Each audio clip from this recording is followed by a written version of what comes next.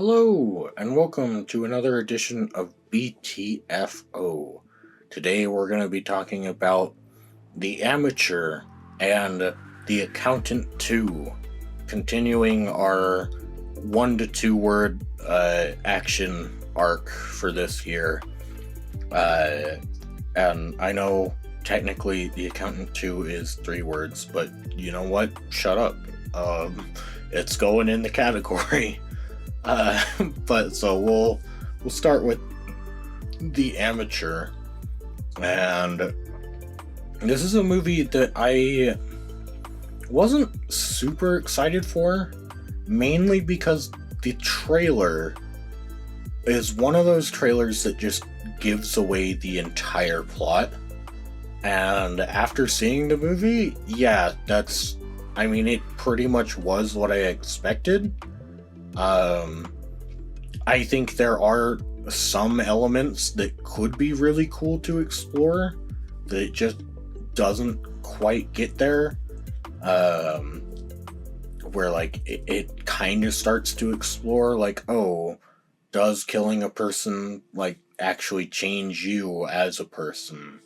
And are you more able to do that after you've done it once? And does that mean that you're still you even though you've done that? It's yeah, it kind of touches on that, but then it also just sort of gives up on that. And it's fine for the most part as a generic action movie. I actually think that I probably would put it in kind of the same category as the first The Accountant. Though I think the first The Accountant is just ever so slightly better than The Amateur. Just because The Amateur, I like it for the most part, but there are some things in there that are just really blatantly dumb. Where there's a car chase where they're being attacked by the police, and they have a drone following overhead, and then they just sort of get away, and it's oh, how? And they're the police are shooting at their car, and from the back of the car, and it's man, no, I'm sorry, but with the caliber rounds that they're being shown to use, no, that shit's going through the car. They are absolutely hitting both of you. And they end up hitting the passenger so that the amateur can get out, but it's I don't know, I don't really like that as a scene. And there's also Lawrence Fishburne's character very much dies at one point, but then they're nah, it's fine, he definitely lived. He got all better by the end of the movie. And it's that's really lame, because his death actually was kind of this interesting thing of the situation that he dies in is a case of the amateur because of his revenge quest. He got 2 different people who were not involved in this revenge quest killed because they killed each other while looking for him. And it's that, that could be a really interesting thing to explore. But then Lawrence Fishburne just shows back at the end of the movie and it's hey man, you did a really cool job out there. It's that's really lame. And I don't know, just a little thing that I noticed that was kind of lame was so the amateur, he's really obsessed with puzzles before any of this happens, to the point where his wife got him a custom made puzzle box over in London. And so then he goes to France and is breaking into this apartment, and he watches a YouTube tutorial on like how to pick a lock. And I was like, what? I'm sorry, but if he's really obsessed with puzzles, like to the point where he's shown to like at the beginning of the movie, he's putting together an airplane that was like badly damaged because he likes puzzles so much and he sees that as a puzzle. It's like, really? He doesn't know how to pick a lock? Like, I don't know, man. That just feels really weird. And like, yeah, I don't know. I think I would put the Amateur in a like serviceable position where it's like, yeah, I can see people liking it, but if someone was like really adamant about like, dude, the Amateur is amazing, you gotta watch this, like, I'd be really curious to know their perspective to understand why they would say that. But yeah, that's basically all my thoughts on The Amateur. So we'll go ahead and move to The Accountant 2.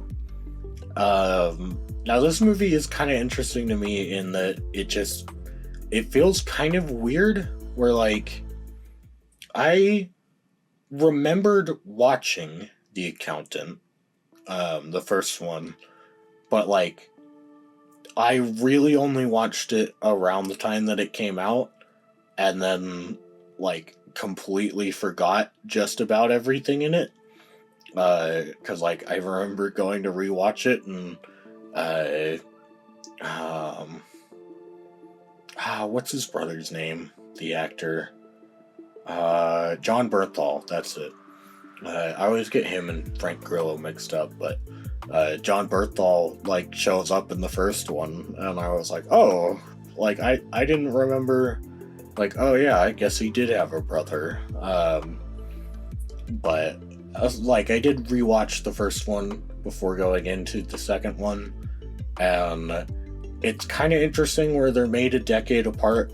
Though in universe, they take place 8 years apart.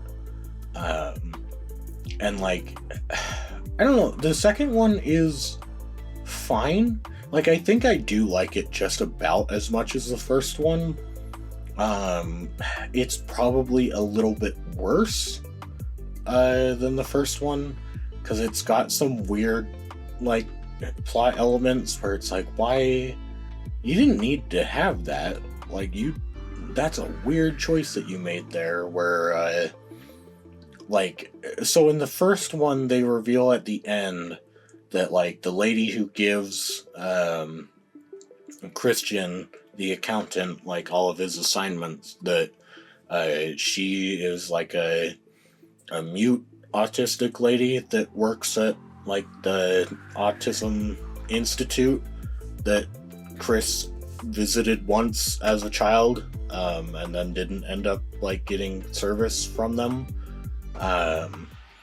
And in the second one, they're like, oh yeah, well, so in the last 8 years, she's recruited several other autistic children to like help him. And so he's like got this whole team of people that like work for him and like find information for him. And it's like, I don't know that that's a good, like, do you realize what you're doing, movie? When you're like, oh yeah, these children are helping him like run money for like drug cartels and like kill people, stuff. It's like, I don't think that's a good idea generally, to like have children be the ones helping him do that. Like, that was a really bizarre choice they made. They also make a really bizarre choice of having his brother like ask him near the end of the movie, like, why is it so important to you that we save this kid? Is it because he's like you? And then, like, sure enough, they do basically say that, well, yeah, the whole reason why Christian wants to save this kid is because he is also autistic. And it's like, I mean, I don't know, like, that's not a bad reason for having Christian, like, relate to the child, but it's like the situation they're going into is, well, there's a whole bunch of children that are going to be murdered. We can either stop it or do nothing. It's like, why do you need to have another reason why you, like, specifically would stop this group of children from being murdered? It's like, couldn't it just be that, like, he doesn't want to see a group of children get murdered? Like, I don't... Why would you make that the story? So, like, yeah, that felt really weird to me. But definitely the weirdest thing was the, like, the bad lady, I guess. Like, bad in heavy quotes. Because her storyline, like, once you're at the end of the movie and it's all revealed, is that she was an illegal immigrant who, like, was trying to get to her dad who lived in Texas, and while she was, like, crossing, she got trafficked with her husband and her son, and her husband got murdered, and then she got trafficked into LA, where she, like, got hit and then got, like, into a car accident, which gave her super survival instincts, where, like, she became, like, a genuine genius, but only used her intellect for survival skills. So she became a super badass, and also the reconstructive surgery turned her from, like, a slightly overweight middle-aged Mexican woman to a very much paler, like, skinny supermodel that also fights people real good. And it's like, what the fuck? Why? Like, why? Like, why was that an element of the story? Like, why was that, like, you know, what is this really weird, like, cartoon bullshit doing in the middle of, like, because for the most part, the accountant is, like, both 1 and 2 are pretty, like, grounded. Whereas, like, that element of the story just feels super, like, cartoonish, and is almost like, did somebody else, like, sneak in and, like, put this in here? Like, I don't know, like, it feels really bizarre and out of place. Like, it really doesn't affect the rest of the movie, like, all that much.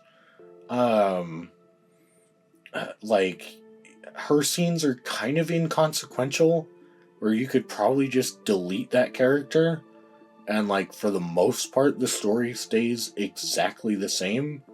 To the point where it was kind of disappointing that, like, they didn't really have the accountant fight anyone.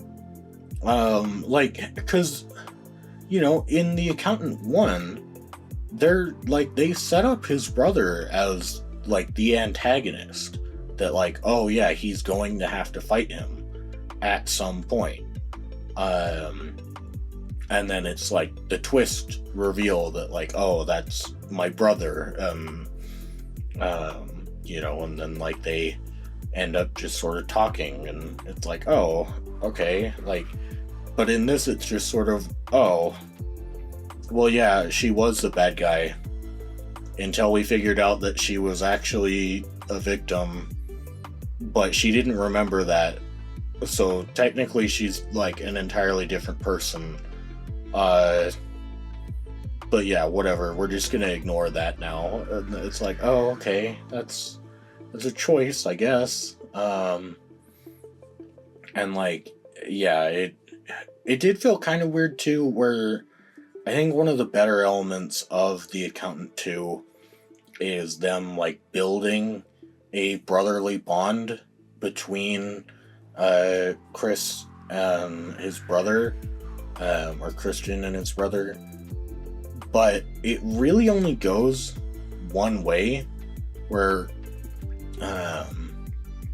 like, throughout the film, Chris kind of, like, opens up and learns how to be, like, more social because of, like, the fact that he's being around his brother.